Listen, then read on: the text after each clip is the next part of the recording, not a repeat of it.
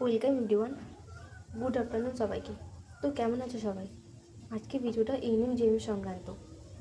তো আজকে ভিডিওটা বেশ অন্যরকম বলতে আজকে আমি তোমাদের সামনে আলোচনা করাবো 2023 সালের মাধ্যমিকের লাইফ সায়েন্সের শুধুমাত্র এমসিকিউ টাইপ কোয়েশ্চেনগুলো। ওই 2023 সালের প্রথম 5টা কোয়েশ্চেন, ইম্পর্টেন্ট কোয়েশ্চেনগুলো আমি আজ আলোচনা করাবো। তো দেখতে থাকো।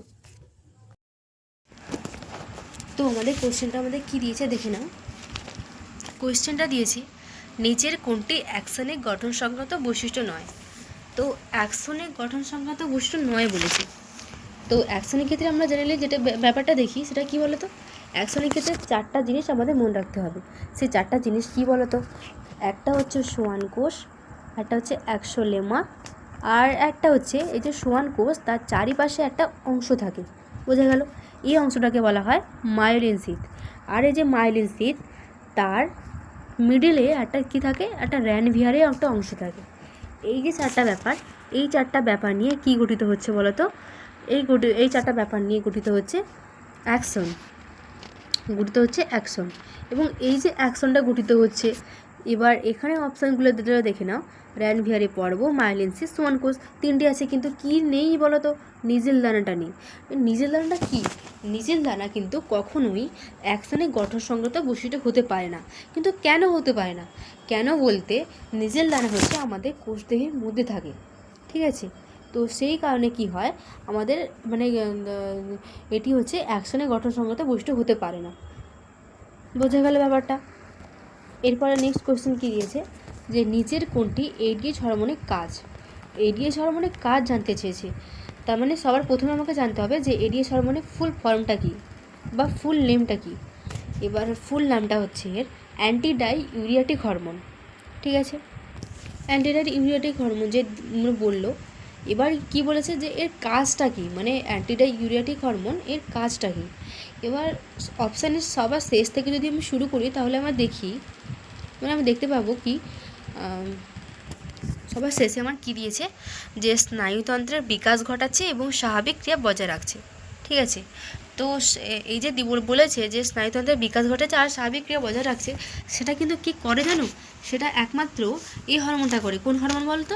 এপিনেফ্রিন আর নন এপিনেফ্রিন, অ্যাড্রিনালিন আর নন অ্যাড্রিনালিন, এই দুটি হরমোনের কাজ হচ্ছে কি বলতো, স্নায়ুতন্ত্রের বিকাশ ঘটানো এবং স্বাভাবিক ক্রিয়া বজায় রাখা। তো এডিএইচ হরমোনে তো এটা তো কাজ নয়। তারপর সেকেন্ডটা কী দিয়েছে, মানে তার উপরটা দিয়েছে যে যকৃৎ এবং পেশিকোষের গ্লুকোজকে গ্লাইকোজেন রূপে সঞ্চিত করে রাখে, ঠিক আছে? এবার আমরা জানি যে আমরা যে সারাদিন যে কার্বোহাইড্রেট গ্রহণ করছি তার ভেতর থেকে অতিরিক্ত গ্লুকোজটা আসছে, সেটা কি হয় বলো তো, গ্লাইকোজেন রূপে সেটা জমা থাকছে। এবার যদি আমি যে স্ট্রাকচারটা যদি আমি একবার যদি ফলো করি তাহলে কি হয় বলো তো, দেখতে থাকো।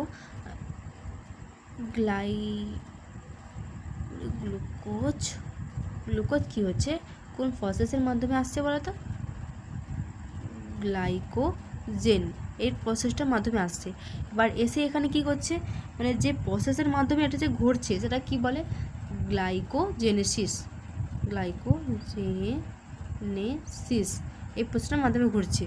এবার হচ্ছে এটাকে কন্ট্রোল করে কে জানো তো, এটাকে কন্ট্রোল করে গ্লুকাগন হরমোন। আর এই ঠিক উল্টো কাজ কী করে বলতো, ইনসুলিন কী করছে, গ্লুকাগনকে ভেঙে দিয়েছে এবং গ্লুকোজে পরিণত করছে। এবং তখন যে প্রসেসটা যে হচ্ছে, তখন সে প্রসেসটা কী বলা হয়, গ্লাইকোজেনোলাইসিস বলা হয়। মানে এখন এই যে প্রসেসটা তাকে কী বলা হয়, গ্লাইকোজেনেসিস বলা হয়। কিন্তু এই যে পরে যে প্রসেসটা তাকে কি যে ইনসুলিনের ক্ষেত্রে যে ঘটনাটা ঘটছে তখন তাকে বলা হয় গ্লাইকোজেনোলাইসিস। এই যে টার্ম দুটো তোমাকে মনে রাখতে হবে, কারণ এই দুটো টার্ম পরীক্ষায় হামেশাই আসে, হামেশা। তো এটা মনে রাখবে সবসময়। তারপরে অপশানটা দেখো তোমরা, যে পরিণত বয়সে শুক্রাণু এবং ডিম্বাণু উৎপাদনে সাহায্য করে। এটা তো তোমরা অলরেডি জানো যে পরিণত বয়সে কোনটা ডিম্বাণু এবং শুক্রাণু উৎপাদনে কে সাহায্য করে বলো তো, এটা সাহায্য করে এফএসএইচ হরমোন আর এইচএইচ হরমোন। এফএসএইচ হচ্ছে ফলিক্যাল স্টিমুলেটিং হরমোন আর এইচএইচ হচ্ছে লিউটেনাইজিং হরমোন। এই দুটো হরমোনই কাজ করছে কি, এই যে পরিণত বয়সে শুক্রাণু ডিম্বাণু উৎপাদনে সাহায্য করছে। এছাড়াও কী করছে বলো তো, এই যে ডিম্বাণু উৎপাদন ডিম্বাণু থেকে যে ইস্ট্রোজেন আর প্রোজেস্টেরন যে হরমোনটা ক্ষরিত হচ্ছে এবং ডিম্বাণু যে পরিস্ফুটনে যে সাহায্য করছে, সেটাও কিন্তু কী করে বলো তো, এই যে এই দুটো হরমোন এফএসএইচ আর হচ্ছে এইচএইচ হরমোন। তো আর যে এফএসএইচ আর এলএইচ হরমোনটা কোত্থেকে ক্ষরিত হচ্ছে বলো তো? এটা ক্ষরিত হচ্ছে পিটুইটারি গ্রন্থি থেকে ক্ষরিত হচ্ছে। বোঝা গেল ব্যাপারটা? তো এটাও তো এডিএইচ হরমোনের প্রধান কাজ নয়, মানে এটা কাজই না এডিএইচ হরমোনের। এবার এডিএইচ হরমোনের প্রধান কাজটা তাহলে কী? এরপর আমরা দেখি যে কী আনসারটা দিয়েছে, যে উপধমনীকে সংকুচিত করে রক্তচাপ বাড়াচ্ছে। কিন্তু কেন উপধমনীকে কেন সংকুচিত করছে আর রক্তচাপ বাড়াচ্ছে? এটা মেন কারণ হচ্ছে বৃক্কীয় নালিকায় জলীয় বিশোষণ ঘটছে, ফলে কি হচ্ছে উপধমনীকে সংকুচিত করছে এবং রক্তচাপ বাড়িয়ে দিচ্ছে। বোঝা গেল ব্যাপারটা? তো এটাই হচ্ছে এডিএইচ হরমোনের বা অ্যান্টি ডাইউরেটিক হরমোনের কাজ। তো আমাদের অ্যাপ্রোপ্রিয়েট অ্যান্সারটা হবে ক, মানে প্রথমটা। এরপরে কি কোশ্চেনটা দেখো তোমরা, যে কোশ্চেনটা দিয়েছে যে cornea, choroid, lens, aqueous humour, iris, vitreous humour আর অক্ষিগোলকের এই অংশগুলোর মধ্যে কয়টি অক্ষিগোলকের প্রসারক মাধ্যম? এর অ্যান্সারটা হবে বলে দিই যে 4টা হবে। কিন্তু এই 4টা কেন? সবসময় মনে রাখবে যে প্রতিটি অক্ষিগুলো 4টি অংশ দ্বারা গঠিত হয়। এই 4টি অংশগুলো কী কী বলো তো? এই 4টি অংশ হচ্ছে, তোমরা নোট ডাউন করতে পারো। একটা হচ্ছে কর্নিয়া হচ্ছে